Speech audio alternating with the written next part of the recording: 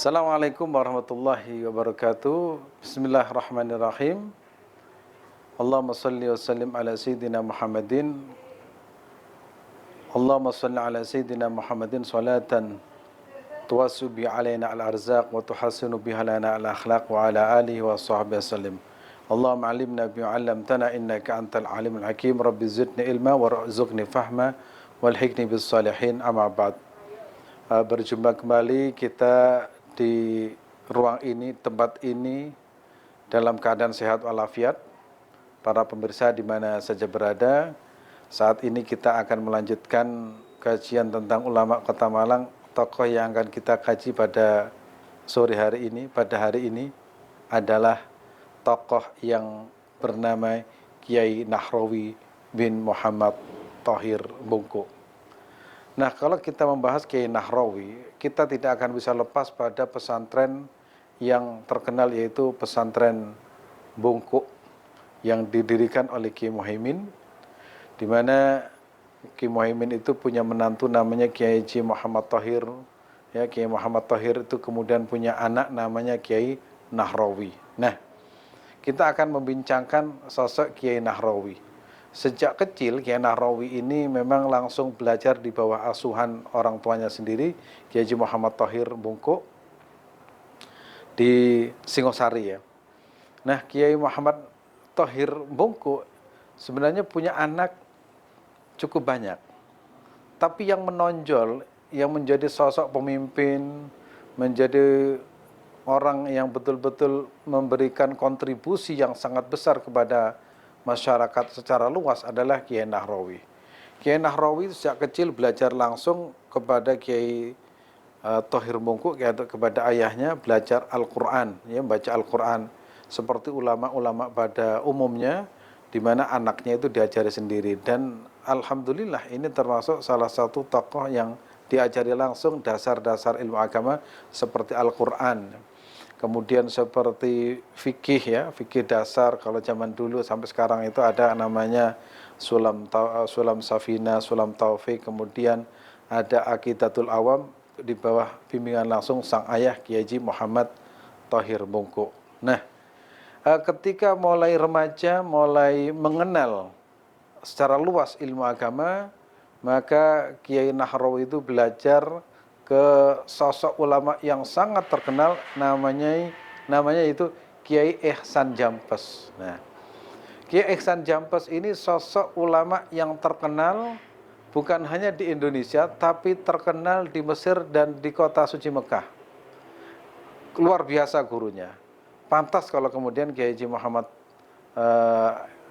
namanya Kiai Muhammad Thohir Bungku itu menyekolahkan atau mengizinkan putranya belajar kepada Kiai Ihsan, karena Kiai Ihsan Jampes ini sosok ulama yang terkenal kedalaman ilmunya, keluhuran budi pekertinya, dan kedalaman spiritualnya.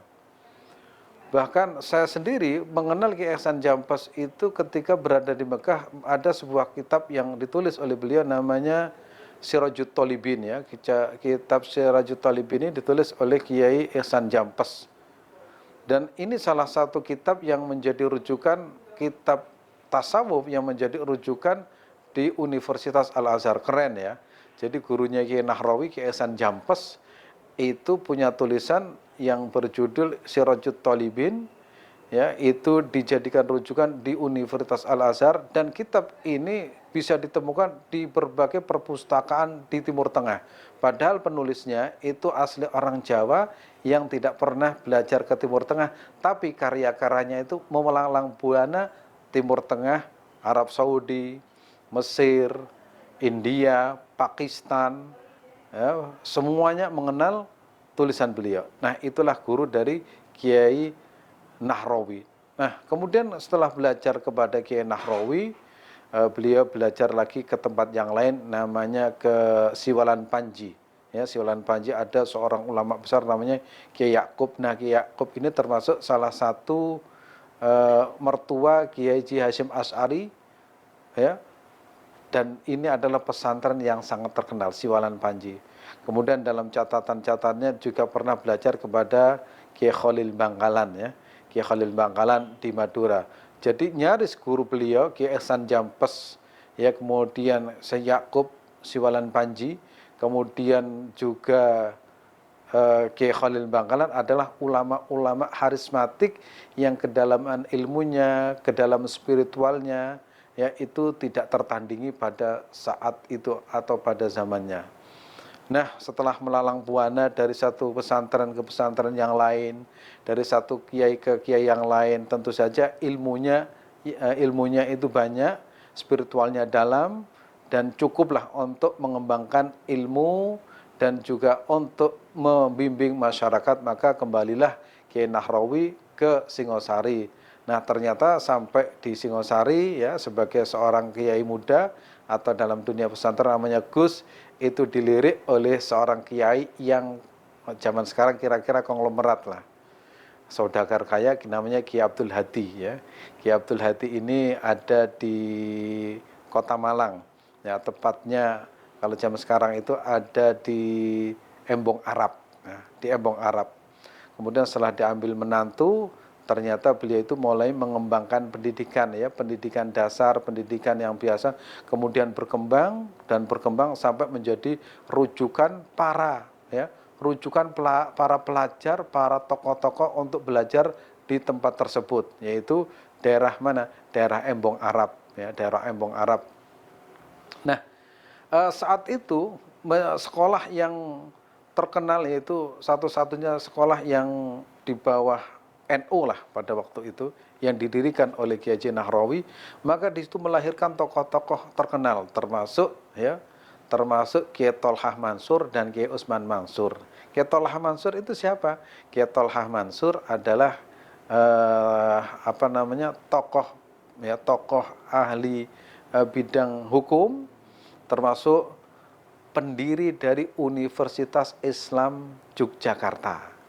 Nah, ini ternyata cikal bakalnya itu dari Kota Malang.